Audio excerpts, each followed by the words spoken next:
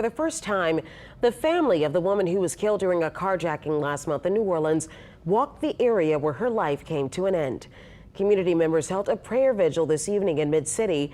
Mike McDaniel was there, and as he reports, because of an outpouring of support, family members wanted to be there. This was a much different scene 2 weeks ago here in Mid-City, but one still traumatizing today for this community, and one still unbelievable for the family of Linda Frickey. Monday was the first time Sandra and Danielle Duffourc stood at the intersection of Bienville and North Pierce in Mid-City, looking at flowers put there as a memorial to a woman they knew as a sister and an aunt, Linda Frickey. It's hard to see that, to imagine that this even happened to her. The 73-year-old grandmother was dragged to death during a carjacking 2 weeks ago.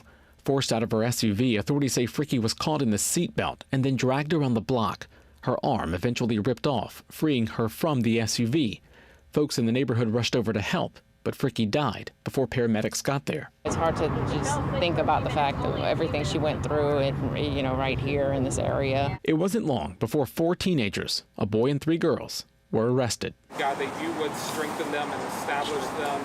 Joining hands with strangers Monday evening. I guess part of me being here is just not knowing what to do. The Duffourcs prayed with community members who want Linda Frickey's life to be remembered. I came here looking for peace and to pay respect. It's not about ethnicities, cultures, backgrounds, none of that. It's all about us rallying together. When one hurt, all of us hurt.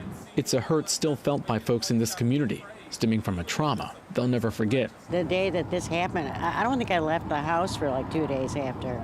I'm honestly afraid driving my car around here. Frickey's niece says that fear should not be part of everyday life and wants her aunt's death to create meaningful change to protect others from becoming victims. It's hard to think about it in that grand of a scale, but it is something that, people shouldn't have to be afraid when they leave their house and when they, just go to work. All 4 suspects in this case are charged with second-degree murder. The police chief wants them charged as adults. The family is set to meet with a district attorney Tuesday.